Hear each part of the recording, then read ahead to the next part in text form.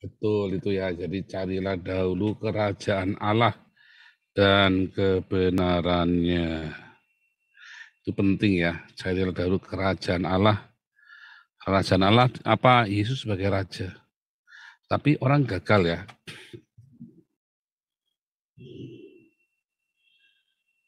Bentar ya, saya kasih gambarnya nih.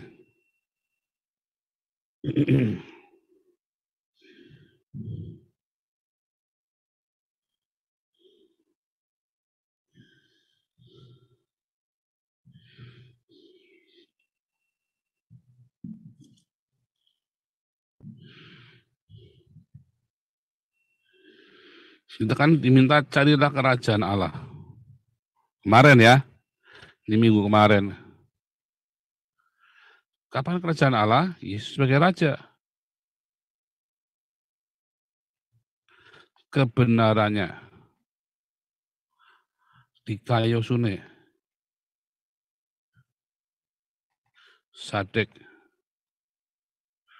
Sedekah ya. Diakonia. Maka yang lainnya semuanya akan tambahkan padamu. Semuanya ya. Semuanya itu apalah?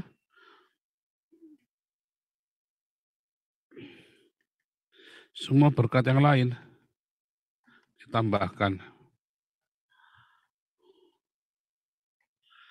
Tuh, masalahnya banyak orang nggak mau ini dulu. Dia mencoba, termasuk di diakonia kita ya. Banyak orang yang mengutamakan duitnya bukan pelayanannya. Percaya saya Anda akan seret susah. Sekarang Anda belum mengerti, Tuhan ampuni ya. Tetapi kalau Anda sudah mengerti, ya Anda harus utamakan pelayanannya. Ya di dalam diakonia kita, ya di dalam diakonianya ini, kan semua tukang masak mendapat uang lebih kan, untuk hidup kan, daripada kita beli di warung, kelebihannya kita kasih ke tukang masak sama saja. Tetapi di satu pihak, mereka juga memberikan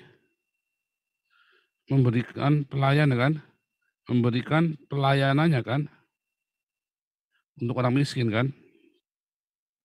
Kalau Anda lakukan dengan segenap hati, ya, dengan budgetnya tentu ya, dengan sesuai dengan budget. Ya jangan nanti cuman budgetnya ayam, Anda sengaja beli stick atau beli apa ya namanya. Dulu siapa itu ya, lucu sekali ya. Dikasih budget untuk beli ayam, ya ini beli ayam ya, budgetnya sekian. Berikutnya nasi capcay, yang kira-kira kalau dihitung-hitung itu bisa 30.000. Jangan, saya tahu Anda niat memberi, tapi jangan. Maksudnya nggak begitu ya, segenap hati itu nggak seperti itu. Ada yang bilang, ini karena tidak layak, nasi ayam ini tidak layak, nasi sayur. Bagimu nggak layak, kalau kamu nggak layak, kamu bikin sendiri saja. Saya tambahi dengan duit saya sendiri, ya karepmu, ya kan. Tetapi kita melarang, nggak boleh. Ya, yang kamu pikir baik itu buat SOP kita nggak baik. Nanti terjadi masalah. Itulah sebabnya akhirnya kan ngeragas duit kan. Akhirnya kelompok ini ngeragas duit. Ngeragas. Waduh, itu buat mancing, buat manas-manasin. Akhirnya geger nggak, ruwet. Akhirnya keluar kan, dia kan keluar. Sambil misu-misu kan, iya. Orang itu nggak usah ngoyo, ya kan. Namanya segenap hati nggak seperti itu. Ikutin SOP-nya dengan segenap hati.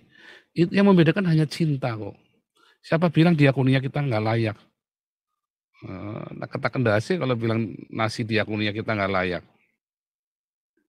Mungkin Anda yang terlalu sombong. Ya kalau Anda nggak suka dengan menunya, Anda anu sendiri. Kenapa kita ada SOP ayam selalu ayam? Sebab ada yang alergi ikan. Kenapa kita nggak pakai sapi? Sebab kita nggak bisa kontrol sapi itu. Ya kan, kalau tiba-tiba sapinya cacingan gimana? Tapi ayam kita sebagian kan 80% diakonia kita kan ada di Jabodetabek. Itu dari calon Bandung pun kita nanti begitu sudah besar kita harus jadi calon pokvan ya. itu ada tanggung jawabnya, ya. Oh, tiap hari dikasih ayam, kan yang makan bukan kamu. Kamu yang menyiapkan, orang lain yang makan. Apakah tiap hari orangnya sama? Belum tentu loh. Bahkan tiap hari menunya sama saja, oh itu orang lapar loh, orang miskin loh. Daripada nggak makan, Anda mau ganti ini. Percaya saya itu sudah kita pikirkan mengapa harus ayam. Nah itu namanya segenap hati. Ya, tahu dengan cinta, dengan kasih. Jangan ngosok, dilempar. Orang miskin, kasihkan yang baik, perlakukan dia sebagai customermu. Bukan sebagai orang miskin dilempar nasinya, Anda jijik. Jangan. Apalagi Anda sambil lakunya sebelum kasih diludahin dulu, cuah, cuah, cuah. Atau Anda ayam yang beli ayam mati kemarin sore buat nuker, wah hati-hati ya. Itu Anda kan akan cilaka, akan kena kutuk itu. Ya kan dituker ayamnya misalnya kan, tapi susah ya, waktunya kan mepet tuh, jadi sekarang susah nuker ayam. Tapi ada yang nekat ya, ya bisa. Semua bisa, tapi percaya saya, kamu akan hancur. Anda akan hancur. Ya, ngeri ya. Diakonia itu bisa menjadi berkat, tetapi bisa jadi kutuk. Makanya saya heran ya, kenapa saya ini kan nggak dapat uang dari diakonia. Saya kan yang teriak-teriak ini kan.